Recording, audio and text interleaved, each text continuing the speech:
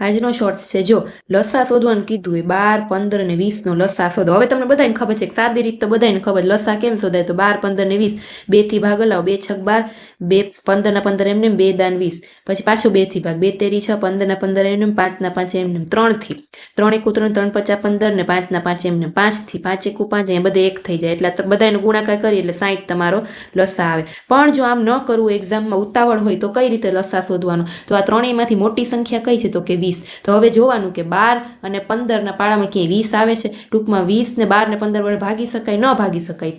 તો શું કરવાનું 20 ના અવયવી 20 ના અવયવી શું થાય પહેલા 20 દુને 40 તો 40 ને જોવાનું 12 ને 15 ના પાડામાં 40 આવે ન આવે પછી 20 તેરી 60 કરવાનું તો 60 ને જોવાનું 12 ને 15 માં 60 આવે હા આવે કેવી રીતે 12 50 60 અને 15 ચોક 60 ટૂંકમાં 12 ને 15 ને 60 છે અને 12 ને 15 થી ભાગી શકાય એટલે 60 આવ્યો તમારો લસા સીધે સીધો તમારો લસા આવી જશે।